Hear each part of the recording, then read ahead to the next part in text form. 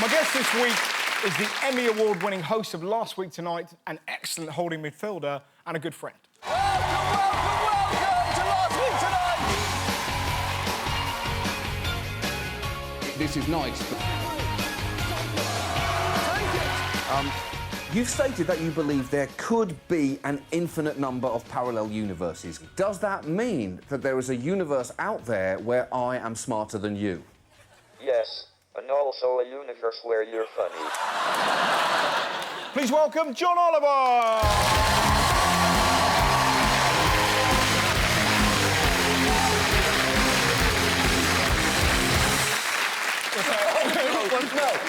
What's happening, Snake? I'm not doing What's that. happening, I'm Snake not Blood? doing that handshake. Shake my hand like a regular, normal... There. No, we don't do that. No, Come I'm not. on. Can't do it. Come on, I will not do it. I will not do it. See, let's get to the first question. Yes. Why'd you stop me staying around your house? We Listen, we had a good night. I cooked you pasta. There's a very real answer to that. I do not remember the pasta cooking, and I feel like I would have done. I started inviting you to stay around my house because your feet were extremely smelly. Now, that's... In essence, that is fine, because feet can smell. However, you knew they were smelly, and you did nothing about it, so fuck you. Wow. At that point, you are complicit. At that point, I wasn't angry with your feet, I was angry with you. Your feet are disgusting. They were disgusting. Look at those. You're famous and rich. That's inexcusable. What is that?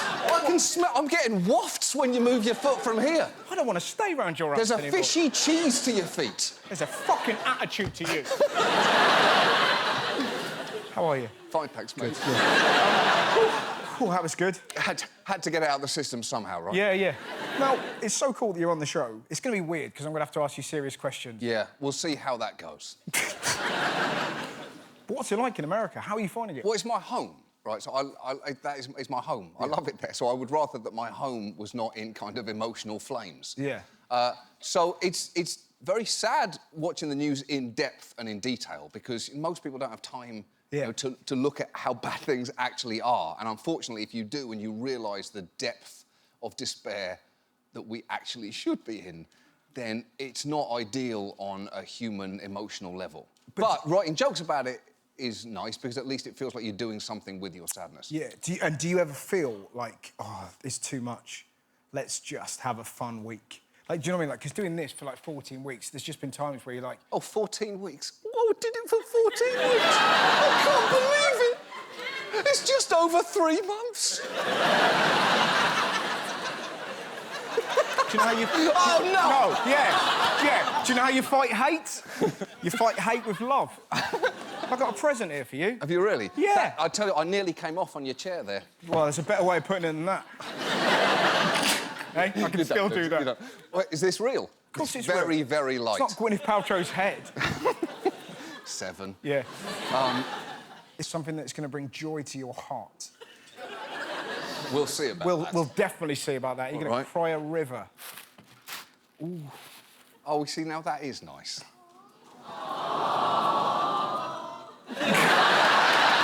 And that is Christmas. That is... So, this is not...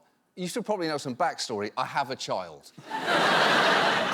Yeah, we haven't explained that. Otherwise, you could say, he likes kids' clothes. or does he like a really tight shirt? Because he doesn't look like he has the physique to carry that off. That's very... I appreciate that, and that is my son's surname, because it's also my surname, and that's how hereditary name succession works. And some nice... Oh, there's socks. Look at the socks. And, you know, he'll really appreciate that... That's the noise. Well, that can't have been a surprise. That is consistent with the size pattern. I'll tell you this is very nice. I don't think you'll be able to use this. Right, I thought I'd walk him around yesterday. I thought I'd walk him around London, see people for him to look at, and he's just started saying... He likes saying hi to anyone that he sees. He was just saying hi on the street, and this quite rough guy opened a door for him, and it was a quintessentially London moment. He said hi, and then bye, and the guy went, he's a cheerful cunt, isn't he? Well, he's 2. He's starting to repeat words back, and he lives in America, where that word is not as charming as it is here. So you've just planted a kind of time delay hand grenade on me.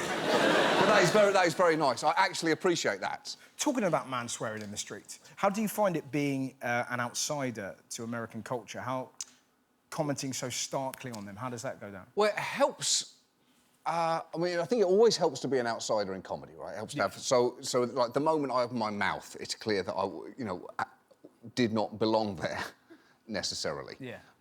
But as, you know, I've been there over a decade now, and so it's my home, so there's not quite that sense of... I've got skin in the game, you know, I've got an emotional investment in America and what it is as a country, so... Well, but that's the interesting thing. With your comedic rage, there is... and you've always had this, it's that desire to make things better. To find hope and to try and, you know, like the amount of things you've done, good things you've done on your show, it isn't just, it's all shit and then piss off. It's like, come on. Well, when we do our long stories, like if we're talking for 20 or sometimes 30 minutes about a story, that is a long time to not get to some suggestion of a solution. Yeah. Because if you're kind of guiding people through these incredibly depressing stories and then you get to 20 minutes and say, anyway, good night, they go, what is this show and why am I watching it? So we try and put a story arc on it so that it can end somewhere that if it isn't hopeful, it's at least practical. So you're famous for doing big stunts. What's your favourite? Probably the dumbest stuff that we've done is the most exciting as a comedian, right? Yeah. You know, that if something is irresponsibly silly in its scale, there's kind of nothing that makes you happier than that. Yes. So we made an entire Supreme Court for dogs. full, like 360-degree scaled-down Supreme Court built by some of the Sopranos set designers. Wow. Wasting adults' time in the most glorious way. And had dogs with fake paws and costumes, and then uploaded all the footage to the internet. That was my first sense of thinking, if they're going to say that we can do anything, let's see what anything really means. And did you have to cast... Was it someone's job to cast all the dogs? Yes, it was. And that is a fucking great question. Yes. Yeah. So, it was. And so we had... It was like a casting board. And so then you'd cast bulldogs and say, well, that one looks a bit goofy. That one's sad in a non-usable way. How about this bulldog? Well, you know, he couldn't get here from 5 states away. Well, I want him. Get him on a plane. We tried to get Grumpy Cat for... do you know Grumpy Cat? I know, yeah. Yeah. Well, hold your whoop, because Grumpy Cat has nothing but a bunch of thugs around it, as far as they said. We said, oh, could we get Grumpy Cat in for something? This was years and years ago. Yeah. And I wish I could remember how much it was, but it was an absolutely unbelievable amount of money it would have taken. And I think Grumpy Cat required 5 airplane seats. And you think, Grumpy Cat needs 1, because it needs the person it's flying with and then the lap. And presumably there's that gorgeous moment where you get to say out loud... Yeah. Well... Fuck you, Grumpy Cat. So, who's the best guest star you've had on the show? Well, Dalai Lama's... Oh, you mean guest star, not like an interview? Ooh. I mean, Hanks is pretty good. Yeah. He's done... he was brilliant. But you've met the Dalai Lama? Yes, I interviewed him last year. How was that? Well, I did it in India, in his compound, so it's hard to get there, and, you know, you're walking up a mountain to speak to him, and it's odd, because there's a discrepancy between the sheer reverence of monks that are walking up mountains to speak to him and me knowing that I'm going to kind of try and make fun of him, which is odd, because there's a distance with someone who is of that stature, but he's very aware of it, so he likes to punctuate any situations with comedy, so he tickled me. So the Dalai Lama's allowed to tickle you. I've known you for years. We're not even allowed to shake hands. Yeah?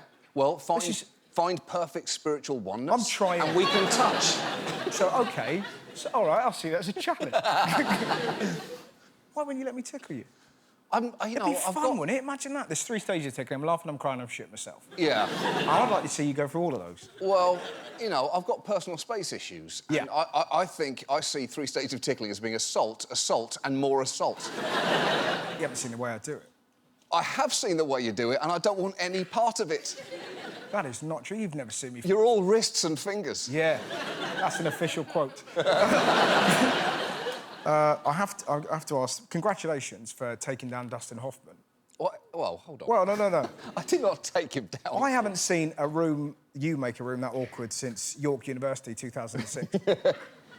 Yeah. But did you feel a responsibility to talk about that? I felt it was unavoidable, and I'd spoken to the organisers of this event. I'd spoken to them twice before. When it was clear that he might be there, I said, if he's going to be there, I have to ask him about this. So I understand you might not want your event to be about this, so you might want to get someone else. And they said, no, we'd like you to do it. And then when he confirmed, I said, I am going to ask him. So it was, a collision course was set at that point. I felt like he had to bring it up. I knew that the stories were out there, and I knew that there were a few more coming. So I felt unavoidable that it was going to, that we had to have a discussion about it. And it wasn't ideal that it became such a big media story, because then I think it became about my questions rather than his answers. And my questions were not particularly remarkable. His answers were kind of not great. So I think that was really the point of it, but it didn't really go anywhere constructive, so the whole thing just made me feel sad. It's better that you did it than if you hadn't. That's true. It was... I just wanted it to become something more constructive, but it was clear pretty early on that was not going to happen. I did try. What you can say about you. I tried and failed. Yeah.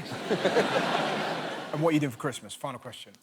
I'm going to see my family. Lovely. This Christmas, and I'm going to dress my little boy up in this. Look. I'll take a photo of it. If I can get him to point... You have to do that. Like that. I'll send it to you. Just for me as well, if you have a little speech bubble that says you're a cunt. do you know what? I appreciate this so much. I'll allow you 1 5-second tickle.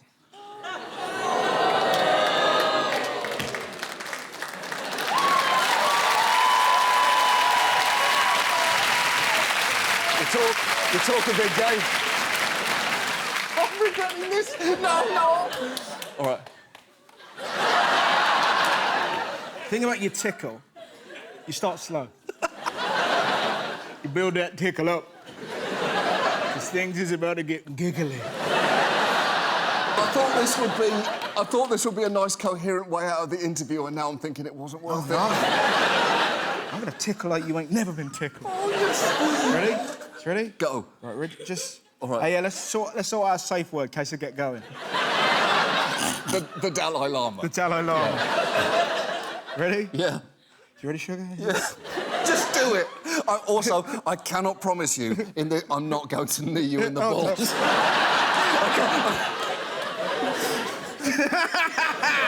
Ready? Yeah. 5 seconds. Yeah, 5 seconds. Oh, yeah. Well, there's a bit of gear down there, bit of jump. Why not?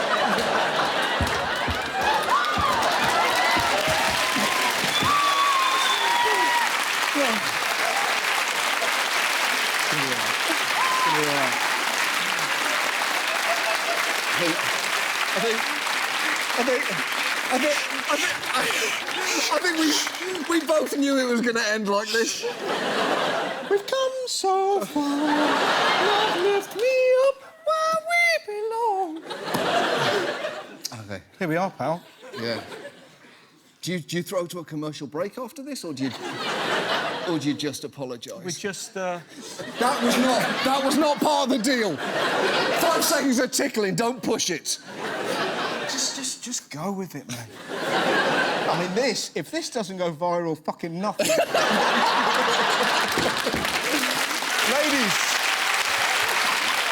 Ladies and gentlemen, please give it up for my guest, the wonderful